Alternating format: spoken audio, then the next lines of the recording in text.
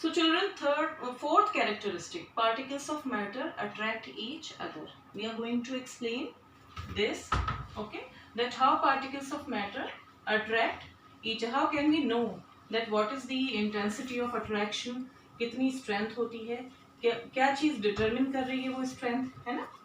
तो for this we can say, suppose ये solid है ना? ये आपने छोटे होंगे तब भी आपने ऐसे डायग्राम्स बनाए होंगे, सॉलिड ना, दिस इज सॉलिड. मैं जरा जल्दी में बना रही हूँ बच्चों. Liquid and gas. आपने देखा होगा सॉलिड में पार्टिकल्स ऐसे तो बनाते हैं, they are very close to each other and there is you will find less distance between the particles. जो इंटर पार्टिकल डिस्टेंस है वो भी आपको बहुत ही कम दिखेगा, है ना, नेग्लिजिबल बिल्कुल. But in case of liquids, the interparticle distance is more, है ना? क्यों? क्योंकि liquids have more kinetic energy. और अगर आप गैस में देखेंगे तो in fact it is even much more than the liquid state. गैस में सबसे ज़्यादा distance होता है between particles.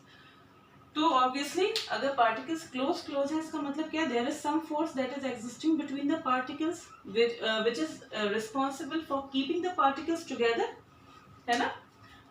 कोई तो कुछ तो फोर्स होगी ना जो इसको बिल्कुल साथ रख रही है. They can only vibrate eight there fixed positions. Mean position से उस पे सिर्फ वाइब्रेट कर सकते हैं. तो तभी आप सॉलिड, अगर आपने कुछ भी देख रहे हैं आप 1 साल बाद 2 साल बाद, अगर आपका फर्नीचर है वो वैसे का वैसे ही रहता है ना? Because the particles of matter here in this case they have more attraction. Liquid के केस में थोड़ा कम हो जाता है. Liquids can flow, even gases also flow, है ना?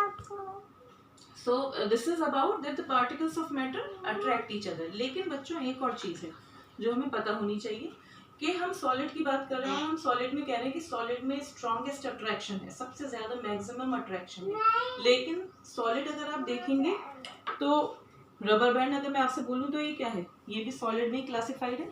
Chalk is also solid and this की आई हैव टेकन की, है ना? आपकी बुक में आयरन नेल दिया हुआ, मैंने की ले ली है अभी. तो ये सब सारे सॉलिड्स हैं, but you will find different forces of attraction here. अगर मैं if I want to break this chalk, it could be broken, right? By a little force it could be broken. जरा सी फोर्स आप लगाएंगे chalk में और chalk टूट सकती है.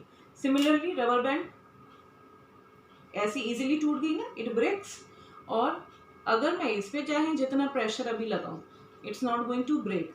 सो व्हाट डज इट शो कि चाहे ये तीनों सॉलिड थे लेकिन हमने अट्रैक्शन डिफरेंट देखा. तो हम ये नहीं कह सकते कि अगर सॉलिड आप कह रहे हैं कि स्ट्रॉन्गेस्ट है तो उसमें भी वेरी करेगा depending upon the type of particle it is made up of.